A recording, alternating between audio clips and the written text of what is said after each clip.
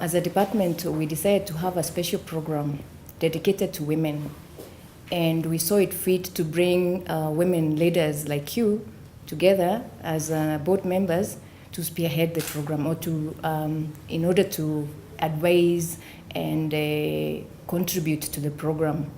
So we'll have the First Lady as the patron, and the purpose of this program basically is mainly activities that are undertaken by my department, but the mandate of the board mainly will be advisory.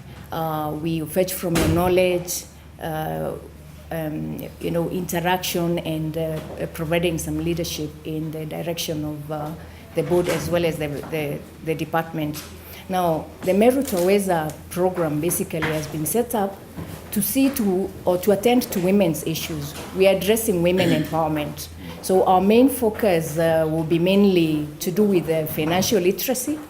We know that women have businesses. You find that in one market or another, you find 10 women selling the same thing, like tomatoes.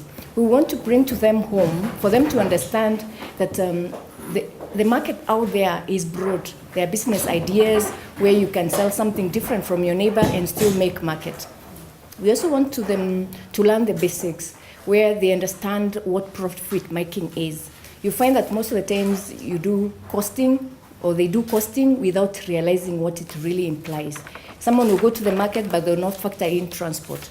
Someone will spend the whole day in the market, but they will not factor in labor costs. So we want to train them to capacity building, to build them, so that they understand that costing and pricing makes sense, and to enable them be able to calculate their costs so that they're able to make to make profits, and out of that profit be able to invest it or use it appropriately. One of the things we are keen on is, for example, most of the times we ask people if they have if they have bank accounts. You find that in a business they'll make a personal account and a business account. So we want to train them how to separate those two, so that when they have a personal account, that's their savings, and they're able to buy their own little things that we know of.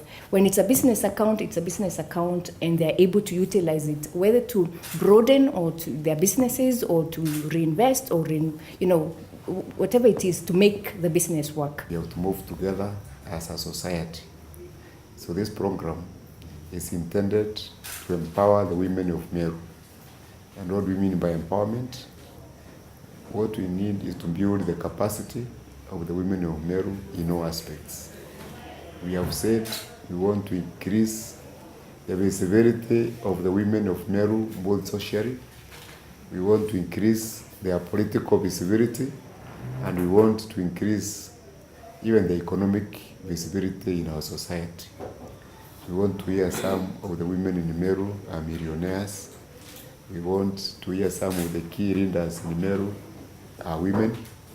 And we also want women to play even a greater role in supporting the families, supporting our society, and a role which they are already doing, but we think with a bit of training, they can do better. So that's the purpose of this program.